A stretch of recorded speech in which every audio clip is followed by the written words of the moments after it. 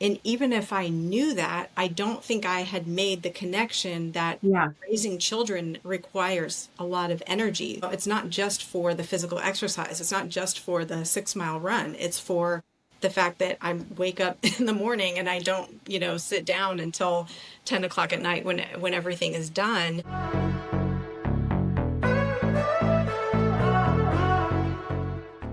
Hi, friend, and welcome to the Girlfriend's Guide to Midlife podcast.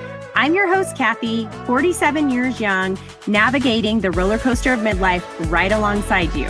When I realized how much there was to figure out in this season of life, I thought, who better to turn to than our girlfriends? Together, we'll dive into real conversations, share wisdom, and embrace all the messy, beautiful moments of midlife. So grab your favorite drink and let's jump right in. I'm so excited you're here. Hey friend, welcome to today's podcast. I'm really excited to introduce you to Adrian Mamikonian. She has such a story to tell, and I am so excited to glean from her wisdom. A little bit about Adrian. She is a 46-year-old mom of four. And you guys listen to this. She has an 18-year-old getting ready to graduate high school.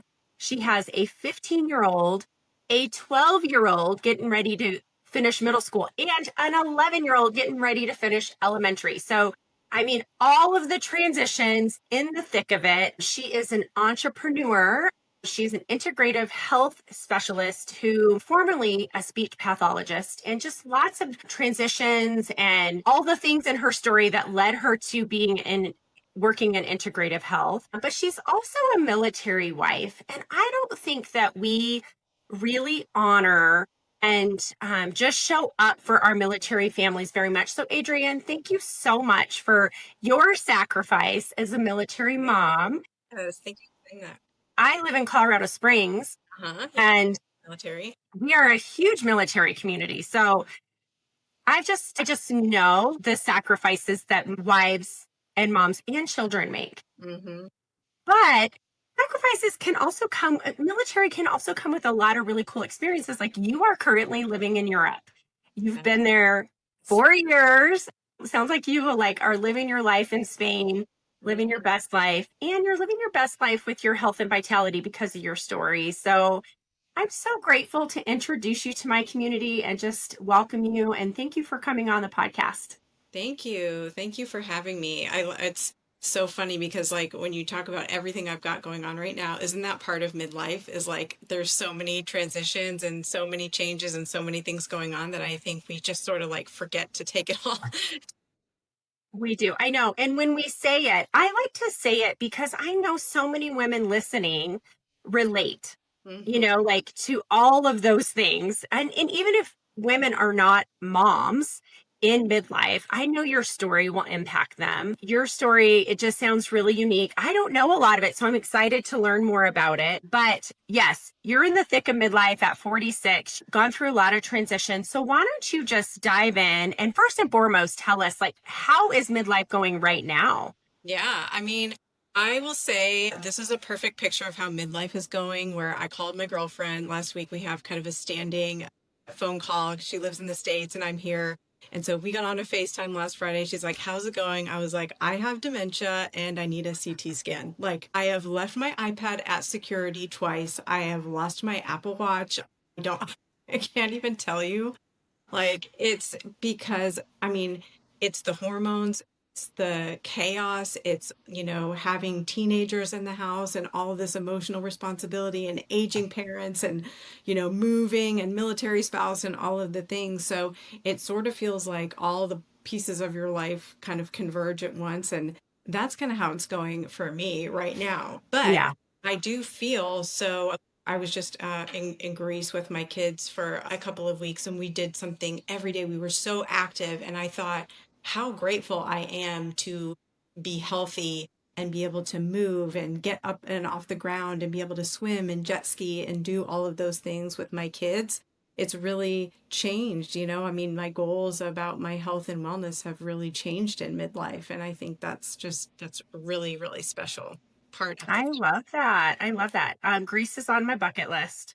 Do it. So we'll have to talk offline and tell me where you went and all that. I do like, and being a military wife, I know I touched on it a little bit, but tell us a little bit about what that's been like for you as a mom and as a woman, and even entering this phase. Cause I remember working with lots of families, typically they were younger families, but not really even younger. I mean, I worked in the high school level. So I did have some women, like moms that, of teenagers, obviously. Hmm. Um, and I mean, you're just sometimes holding down the fort by yourself. For Like sure. there's just so many hats you wear as a military wife. How's that been? Hmm. I mean, it truly is because my husband is gone a lot and he's probably missed, I don't know, half their lives probably between the back and forth. And so you are the one that is making a lot of the decisions about the household. And then of course, every 2 years you're packing it all up. But like reminds me of Cat in the Hat, you're putting it all in and then starting over again every 2 years and making sure that the kids are settled. If there's we're right now we're at a Dodea school and we live on base and our school is on base. But if it's not, you've got to research schools, you've got to find housing and, sometimes a car because the Navy only ships one car. And so all of those things come into play. And that seems like by the time you get the last, picture on the wall, it's time to start taking it all down and doing it all over again. However, that being said, I mean, I love it and I don't think it would work for a military spouse who's not happy with lifestyle. We love the lifestyle. We're grateful for it. We're so incredibly grateful for the people and the experiences. It's just such a special family that we get to be a part of and supporting one another. When someone else is down, someone else's, husband just got home and they can help support those who need it. And I've had so much of that over the years. I mean, I've had moms, I'm drowning and they're over putting up my Christmas lights or bringing me groceries or things like that when the kids are little. So, Just sounds like a really special, like just community it really to be is. a part of. It And really is. Yeah. I can imagine though, I know your story involves, feeling burnt out Hmm. and feeling a little bit stuck. I mean, you've had to put yourself on the back burner For sure. quite a bit over the years. I mean, like having to pick up and move, you've had to probably quit jobs and leave people that you love, and I'm sure that's been pretty challenging. Yeah, absolutely. I mean, it's there's advantages and disadvantages to every move, but that is one thing that's difficult is leaving behind and sort of my career always coming second. If one of the kids is sick, I'm the one that stays home. His job kind of comes first, but that's also how we serve and we serve as a family, and that's kind of how we've always looked at it as within our marriage is like this is something that we're choosing every tour we're choosing to do this and we're serving as a family, but it doesn't come without sacrifice and it doesn't come without burnout. I can tell you that for sure. I'm sure that mindset of this is how we serve has really carried you through. I think Hmm. mindset's so important. But I do again just want to acknowledge you. I mean, I know a lot of people will say, "Well, thank you for your service." But I hope that people listening in can really understand and hear that that service, when we say thank you, like we're thanking you for all the sacrifices that you're making. It's a pretty big sacrifice. It is. And I mean, seems glamorous right now. We're living Europe and we get to travel a bunch and that's amazing, but we don't always get Europe. You don't always get to move the place that you want. And when your child is leaving their best friend or they're leaving their boyfriend, I've got teenagers now. So, that those times are really, really tough. And those are times that, we all are serving. Yeah, I'm sure that all that adversity, I know military kids, and they are seriously the most resilient kids I've ever met. Hmm. I mean, I don't say that lightly. I really truly at my core believe that because resilience comes from adversity and they're constantly Yes. having to face like something new and change and change and change. It's hard. It is, yeah. And when people say, "Oh, well, kids are resilient," no, the kids they build resiliency through their experiences, and so military kids do, I think, tend to get pretty good at facing those challenges for sure. For sure. I know. Well, I would love for you to take us back to your days of being a speech pathologist. I know you said that your story kind of transitions quite a bit. And so I would love for you to just share kind of, your career journey, weaving in like all the change that you've experienced as a military wife, and then like what led you to this path of helping women with Mhm. with their health. And I forgot to mention initially, I always like to ask like what you're most proud of. And we will end with like you kind of just talking more about this, but you said you're most proud of teaching women that food is fuel and energy. And we are the ones that need the energy the most. And how true is that? Like women, we are constantly just like you described all the things, Mhm. and we do need that energy. So I'm excited to end there, but take us back to kind of how you started in speech pathology and how you ended up where you are now. For sure. Yes. I mean, I always I always had a passion for special ed, working with kids with special needs, and I started that really early on. And so my career as a speech pathologist evolved from that, from sixth grade, having a kindergarten buddy with Down syndrome, and kind of took my journey and ended up working with adults and hospitals and schools and all of that after I got my master's degree. That's when I met my husband, right in the middle of getting my graduate degree in San Diego, and he was on a ship there, and the rest is history as far as that's concerned. And so and it's a great career for a military spouse because it's so in demand. And so I worked up until, well, I mean, I worked up until I really transitioned full time into my business, but a lot of my career was spent in telehealth because I could do it from anywhere and I could move and, retain the same job. And so it's been, really an amazing career for me. And at the same time, I've always been into fitness. I've always been a runner. I was an athlete all through high school, a swimmer, and I did a lot of different sports. I was very athletic. And then after I went to college, I started running because it was so easy and it was free and I could put my shoes on and go out and run. So I started running marathons. And that's something that has been consistent really throughout my life, is just always being active. I always felt like it was as much for my mental health as it was for my physical health. And that worked for me very well, like it does for many people, until my, mid to late 30s. And I've got these little tiny babies at home. And I am like about to lose my mind because I'm not sleeping well. I have anxiety. My hair is falling out. I feel like I'm like 6 months pregnant by the end of the day. Like I'm bloated and I don't know what's going on. Like my skin is looking terrible. And Dang, that had to be kind of, it's shocking because I yeah, mean, yeah, I scary. mean, I'm lean. I've been lean my whole life, just kind of an athletic build. And to have all of those changes to my body and not feel good when I've got all these kids to take care of and I don't have the energy to take them to the playground or, deal with their, 800 needs that they have every single day and maintain my full-time job. Was that like something that was like a slow progression? Like, or was it like, hey, you woke up one day and you were like, what is wrong? It was like I woke up one day and was like, what is wrong? We were in the middle of a move, and from the East Coast back to the West Coast. And for whatever reason, some moves I feel like I kind of breezed through, and sometimes this one just kind of like did me in. And so it was a lot of stress, on top of all of that. We had just moved to the West Coast. We found out my husband's schedule changed, blah, blah, blah. We're going to have to move to Hawaii and like all this stuff. So there was a lot going on like in our family stress at that time. And then I was still running 6 miles a day, which I did rain or shine, whether I felt good or not, because I needed the time away. And it was just something that I did. I just never even, it never even occurred to me not to do it. So I joined a program, found a program through a running friend. Actually, she's like, oh my gosh, I'm so relate to this. You've got to try this. So I joined this program, Faster Way to Fat Loss. And I didn't really need or want to lose any weight. I just was desperate for some answers. I knew that I couldn't continue on the way that I was. And when I started, I'm curious, like, yeah, because the title of that, Faster Way to yes, Fat I know. Loss. It's kind of like, Did your girlfriend like say, hey, this is what's in this program, why I think it might help yes. you? Uh-huh.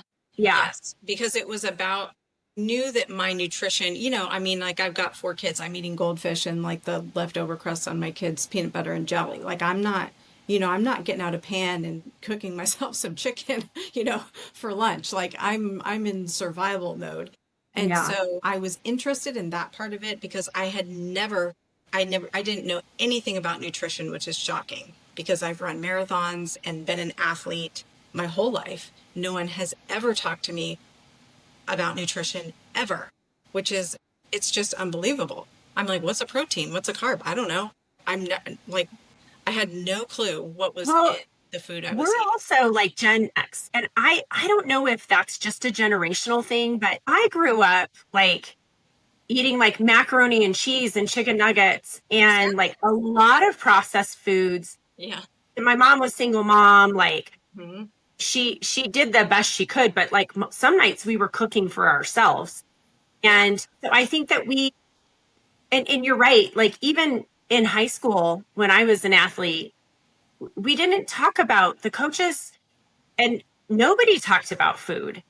Nobody talks about food as fuel, food as energy, or Hmm. even, what to eat or how much to eat and I'm very grateful that I was not brought up in a, fat shaming. Right. I didn't really, my mom never talked about weight in Hmm. general at all, which I Hmm. know some women have that story too, but we never, I think it's just generational. I don't know. Do you think that it's generational? Yeah, and I mean, my mom's a wonderful cook, and I grew up eating very healthy foods. My grandfather was a farmer, so we always had like lots of fruits and vegetables. But it was never, there was never a talk of like, this is what's going to give you the energy, or if you're going to do this type of physical activity, you need this energy. We don't, and even if I knew that, I don't think I had made the connection that Yeah. raising children requires a lot of energy. It's not just for the physical exercise. It's not just for the 6 mile run. It's for the fact that I wake up in the morning and I don't, sit down until 10 o'clock at night when everything is done.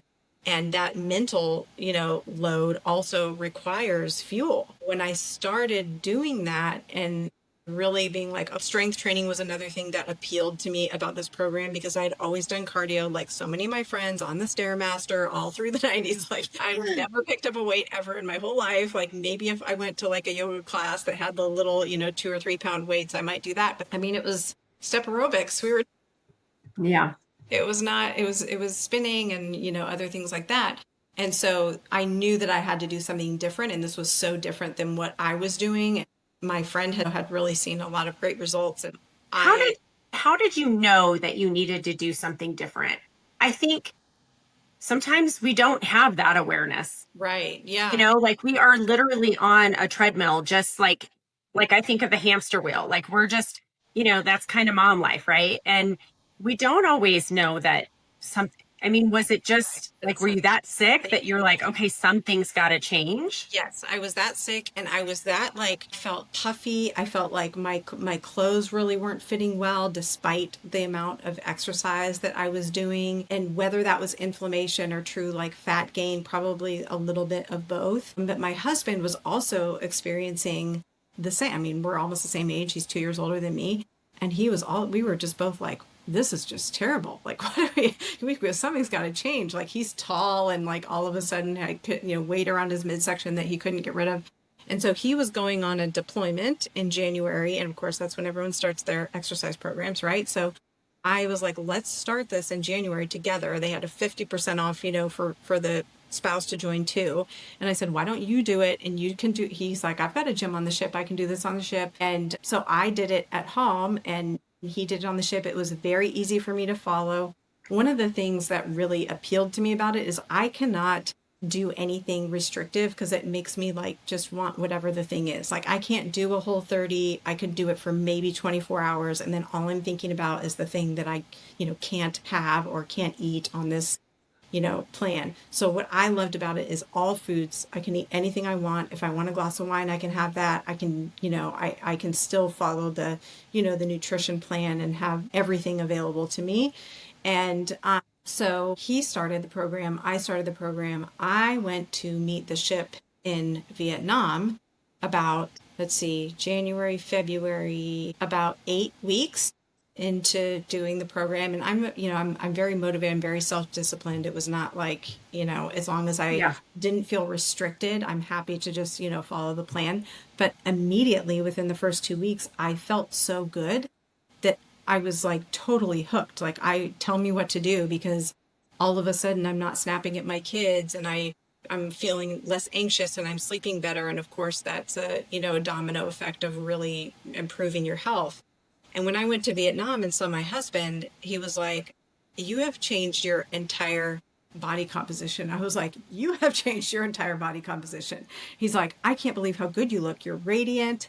He's like, "I've never seen you like put on muscle like this." It was just a complete physical transformation, but also just in my energy level and mood and all of these other things. That had to have been really encouraging. Like, when you see yourself every day and Mm-hmm. you don't see your husband every day, and then he sees you and he's like, dang, Yeah.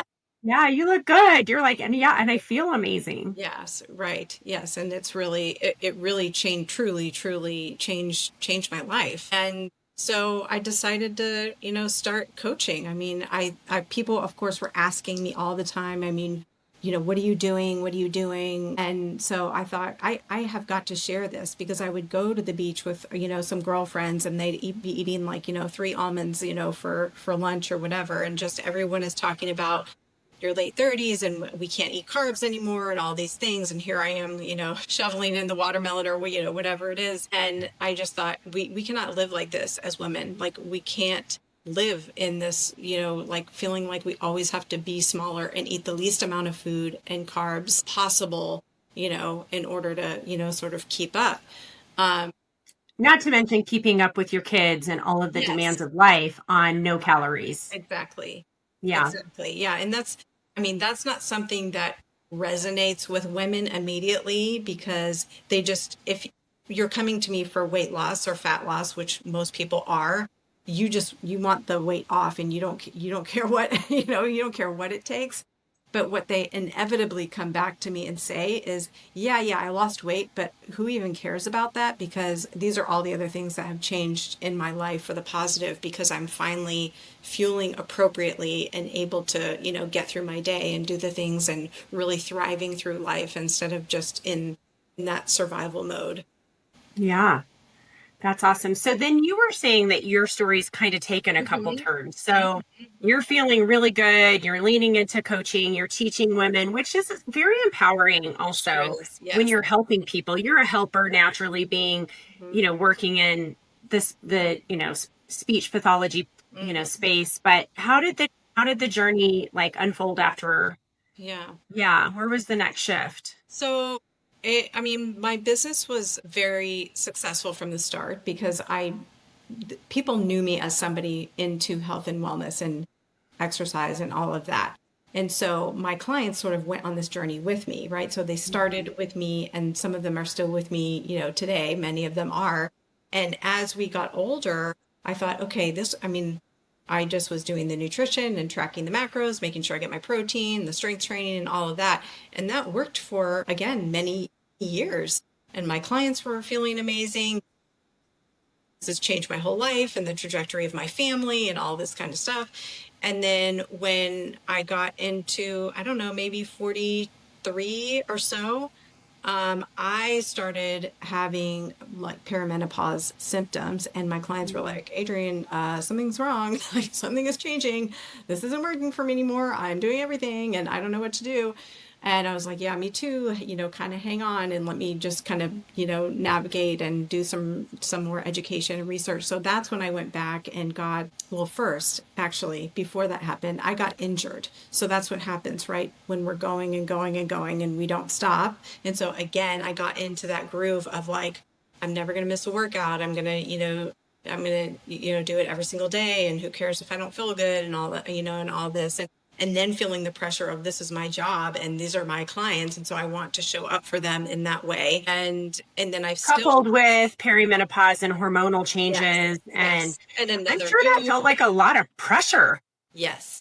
to have Yes. to show up. And you're like, but my body's changing. Something's off. I'm doing all the things I was doing, and things are still like, you kind of starting to feel stuck again. Right. Yeah. And then it's another big stressor, right? So my husband had just finished his command tour. That was very, very, very stressful. I told him he went through like the presidential aging process. It was very hard on our whole family. And then we had another big move from Hawaii to Tennessee.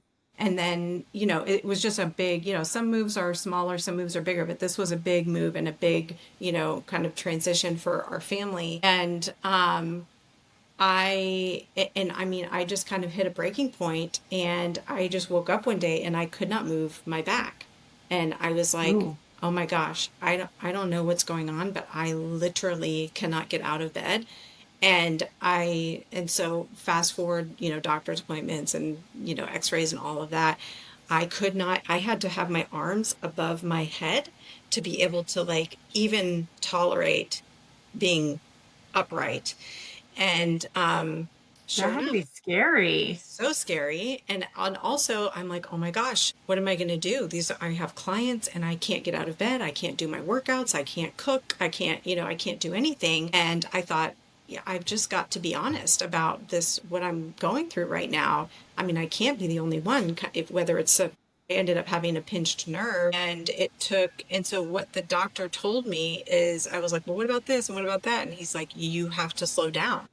He said, when you're repairing a nerve that is, between your whatever vertebrae, he said it heals at an inch a month. So if you can imagine from your neck all the way down, he said it's going to take a year or more for you to feel like you're back to 80%. He said you may never be at 100%, but to be back at least 80%, you've got to take it easy. And the more that I would push, the more I would ignore that and get up and move and all of that, the worse I felt. So I thought, you know what? And my husband was like, we done. Like, you need to rest and heal. And, he was thankfully around to help and I got other help and all that. And it was during that time that I just shed a lot of inflammation. And I mean, when I look back at pictures of that, like you can see like how puffy my cheeks are and I get migraine headaches. My migraines were worse. That's always a telltale sign that my stress level is high. And I just was not taking care of myself. Even if I was getting my workouts in and all of that, I just wasn't, there was a whole other side of this health journey that I was ignoring. And that was like Mhm. my stress level and sleep and Yeah. recovery and taking days off from workouts and things like that. So that's when I went back and got my integrative health certification and the precision nutrition, the sleep, stress, and recovery that all really, really resonated with me. And that we just I sort of ignore it. want to make sure that we capture this because what I hear you saying, it was through rest Mm-hmm. that you started to feel better. So you're kind of like in this, like, you know, high performer athlete, run, run, run, realize, hey, that's not working. It's like you're listening to your body.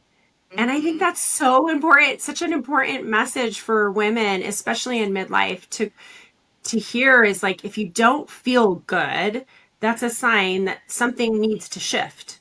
Yes. Yes. And I mean, it could be a physical rest. It could be therapy. It could be, it's whatever you need at that time to get you to, okay, what is my body telling me right now? Like even today, I woke up, I just kind of had like some allergy sinus stuff. But this week I'm like, oh, I want to get all my workouts in this week because we're traveling again and I want to get everything in. And it's like, I woke up with this sinus and I'm like, I don't feel good. I don't feel like exercising. So I just took a walk. And even though I was tempted to be like, no, I'm going to push through because I said I was going to do all my workouts this week. No, like my body needs rest. Like my body needs a nice long walk and a podcast. And, that's all that I Yeah. have room for today. And I think that's such an this stage of life, our bodies are just so sensitive. I mean, we can't Mhm. just push through like we could in our 20s and stay out till 2 in the morning and get up and get on the plane at 6 a.m. or whatever. Like we can't do that anymore. We have to You really can't. learn to tune in and say, okay, what is it that I really need right now to get through the rest of my day and be there for myself and my husband and my family. Um, and it's hard. It's It a is hard. I recently hired somebody to support me with some of my business activities. And when I hired him, I said, I really just need to be honest with you. I said, you know, I like to perform at a very high level. I am a go, go, go person, but there might be days that I have to call in sick. And if I'm calling in sick, it's like a mental health day, or I just can't show up today, because I have learned over the last couple years that life is unpredictable. We can operate at a high level still, but sometimes you do have to lean in and listen and give yourself permission to call in sick. Right. Give Absolutely. yourself permission to, just go on this slow walk, or even take a nap if you just need to Right. nap and not work out. Watch Love Island or whatever, like whatever. Right. Just need, a break. And then Yeah. that's also what I teach my kids. I give them like once a quarter, I say, you can have a day off, no questions asked. If you just need a rest day, you can do that. And I do think it's important that we teach our kids from a younger age than when I learned, like, to really listen to their bodies and not ignore those signs that we need rest, and often feel so guilty about taking rest or guilty for laying down and don't realize the repercussions of that, which, are going to happen sooner or later. There's going to be an injury or an illness, or, something is going to break, at some point. We just can't burn the candle at both ends. I just think there's such an empowerment in this stage of life, in like giving ourselves permission. Like that's really truly what self-care is. Self-care at midlife is honoring and listening to what your body needs, Mm-hmm. and not feeling guilty Right. Yeah.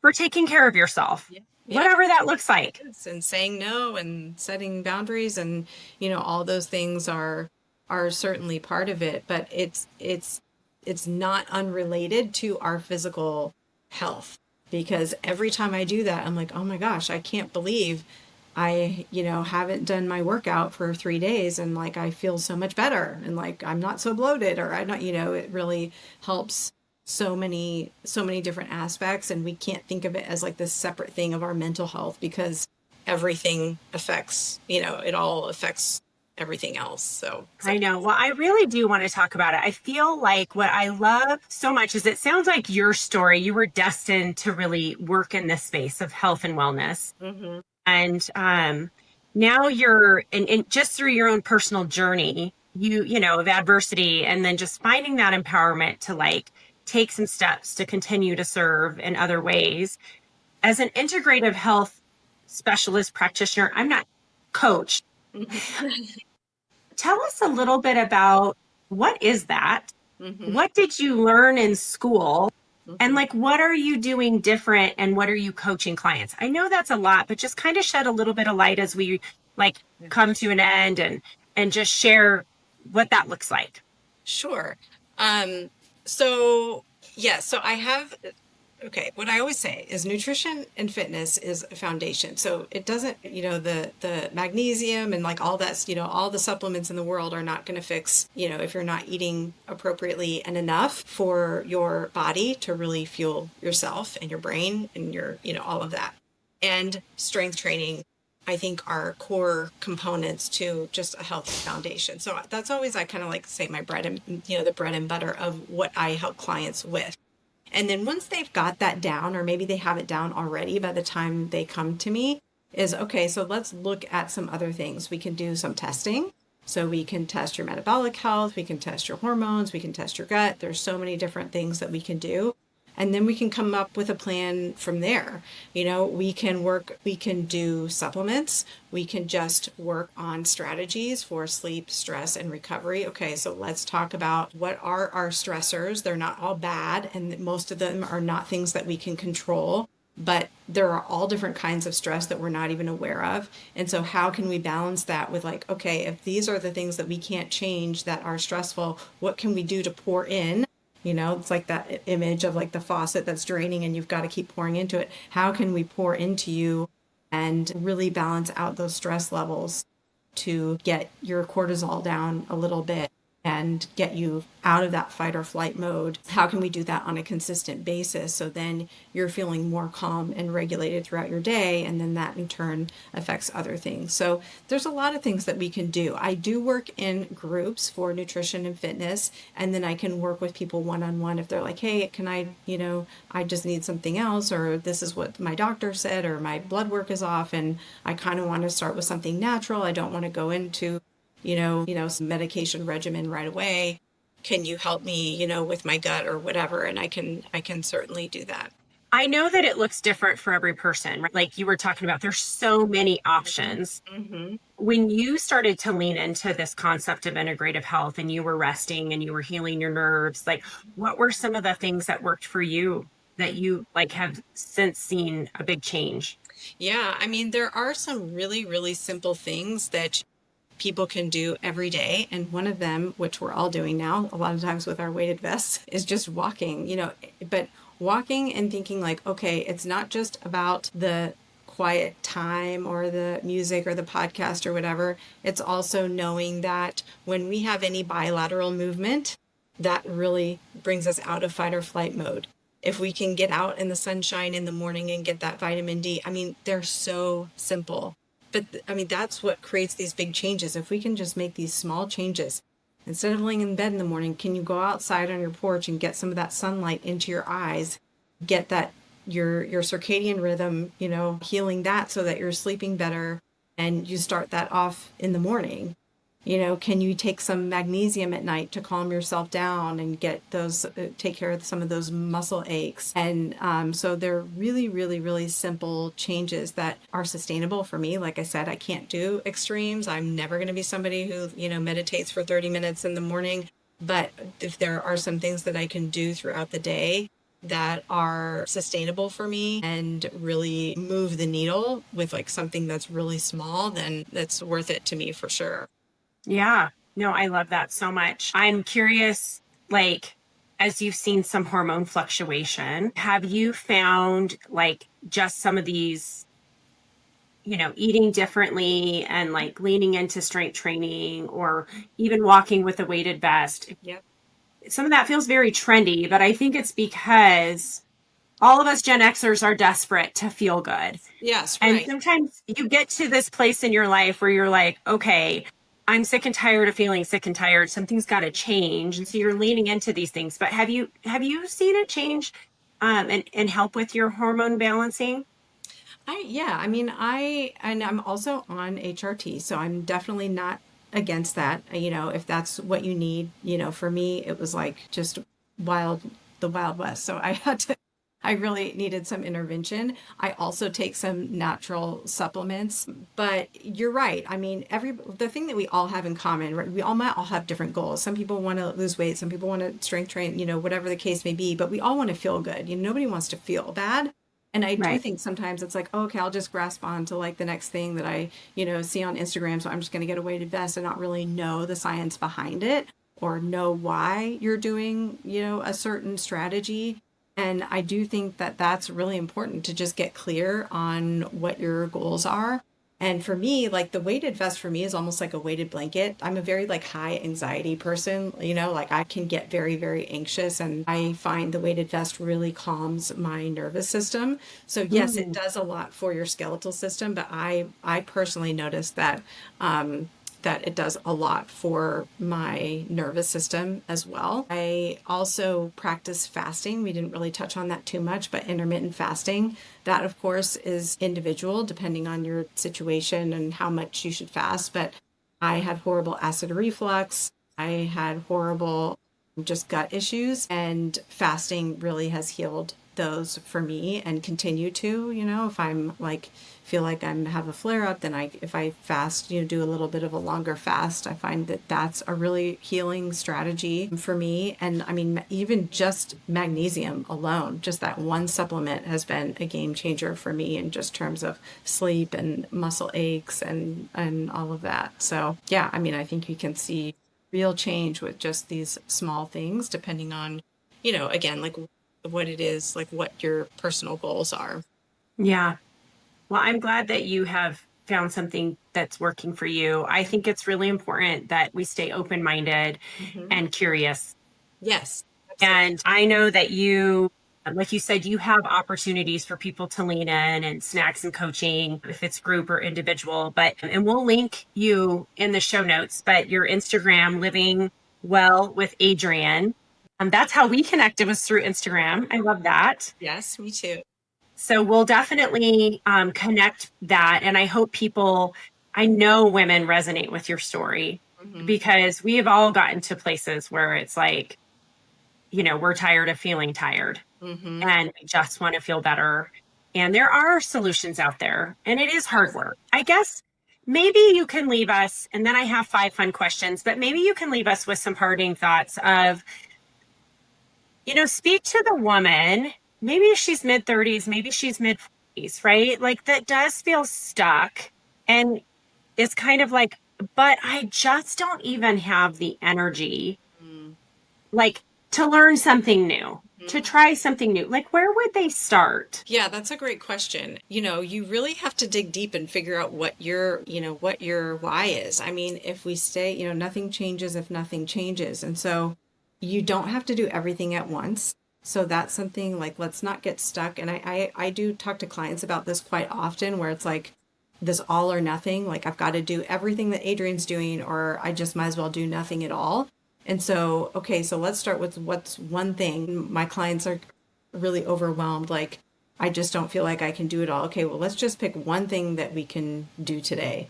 Can you go on a 10-minute walk?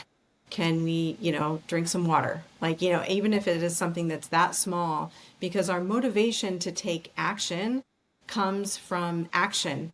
It doesn't come from within. Like, you've got to just start with something imperfect and know that it's going to be messy and it's not going to be right all the time, and you're not going to get your protein in from day one every day, and it's just something that that we work towards, and you keep that end goal, that those goals in mind of how it is that you want to feel, maybe even journaling about that a little bit, like how, if I could feel better, how would that feel, or what would that look like if I had more energy, or if I was getting better sleep, or if my mood was a little bit better, or if my clothes fit better, what would that do for me, and how would that change my life? And then use that for that, for the motivation for that first action. But I mean, that is what a coach is for. I mean, that is what a coach is Yeah. helpful for, is to like carry you through those times when, you're struggling or feeling frustrated, or, or feeling overwhelmed. Then, I'm there to kind of help you through those things.